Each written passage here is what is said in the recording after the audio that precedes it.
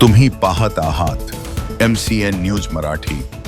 मुक्ताईनगर तालुक्यातील भोटा येथे राष्ट्रमाता जिजाऊ व स्वामी विवेकानंद यांची जयंती 12 जानेवारी रोजी मोठ्या उत्साहात साजरी करण्यात आली।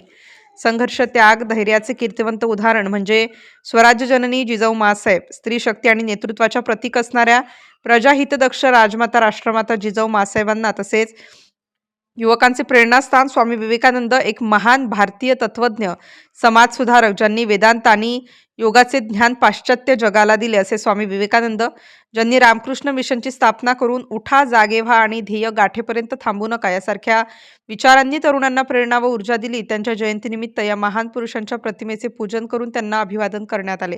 त्यांनी केलेल्या महान कार्याचे स्मरण व त्यांच्या आठवणींना यावेळी उजाळा देण्यात आला। या कार्यक्रमाचे सूत्रसंचालन शिवस्मारक समिती अध्यक्ष शैलेश पाटील यांनी केले। या प्रसंगी कुमारी गायत्री सरोदे या तरुणीने राजमाता राष्ट्रमाता जिजाऊ माँसाहेब व स्वामी विवेकानंद, शिव छत्रपती शिवाजी महाराज यांच्याविषयी आपलं मनोगत व्यक्त केलं। या जयंती उत्सवाच्या कार्यक्रमाकरिता भोटा ग्रामस्थ संस्थेतील पदाधिकारी, सदस्य, ग्रामपंचायत अधिकारी, ग्रामपंचायत सदस्य, तरुण मित्र मंडळी मोठ्या संख्येने उपस्थित होते। MCN न्यूज मराठीकरिता सुनील जगताप, भोटा।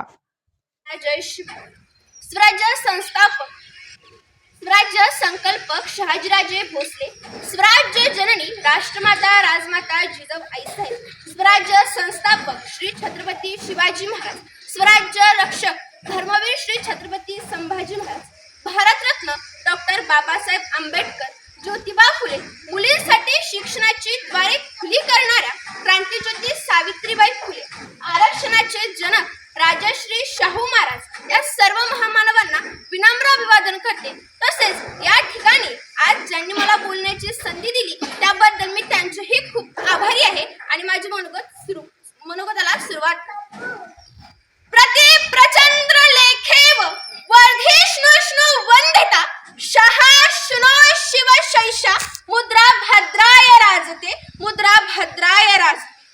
जंगलातील अक्राळ विक्राळ वाघाच्या पायात रुतलेला काटा काढण्याचे धाडस ज्यांनी केले त्या राष्ट्रमाता राजमाता जिजाऊ आईसाहेब यांचा जन्म 12 जानेवारी 1598 रोजी महाराष्ट्रातील सिंदखेड राजा येथे लखोजीराजे जाधव व राणी म्हाळसाबाई यांच्या पोटी झाला।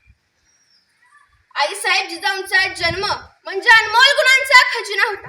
मातृत्व, नेतृत्व आणि कर्तृत्व या त्रिवेणी गुणांचा संगम म्हणजे आईसाहेब जिजाऊंचा जन्म। आईसाहेब जिजाऊंचा विवाह अवघ्या वयाच्या 8व्या वर्षी शहाजीराजे भोसले यांच्याशी झाला आणि इथूनच सुरुवात झाली स्वराज्य स्थापनेला। आईसाहेब जिजाऊ व शहाजीराजे भोसले यांच्या पोटी श्री छत्रपती शिवाजी महाराजांचा जन्म झाला।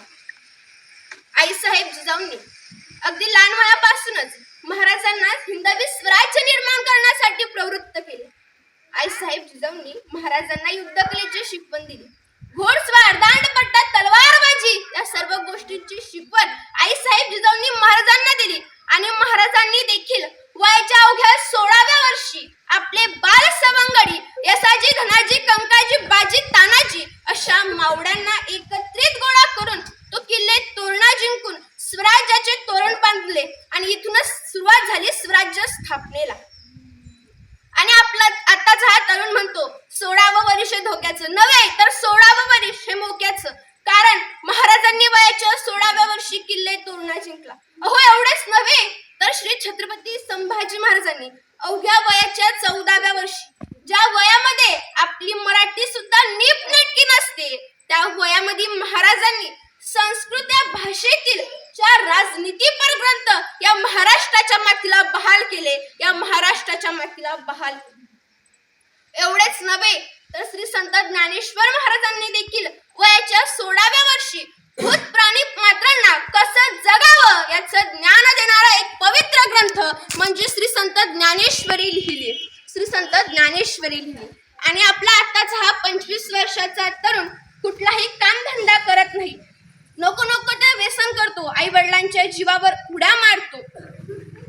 हो आठवा ते मराठे, आठवा ते सुभेदार तानाजी मालुसरे आपल्या मुलाच्या अर्थात रायबाच्या लग्नाच्या लग्न अक्षता घेऊन ज्यावेळेस महाराजांना व आईसाहेबांना निमंत्रण देण्यास गेले, महाराजांना व आईसाहेबांना झुकून मुजरा करतात आणि म्हणतात, महाराज रायबाचं लग्न काढलंय, लग्नाला या बर का. महाराज म्हणतात तान्हा आम्हाला मोठ्या लग्नाला जायचंय.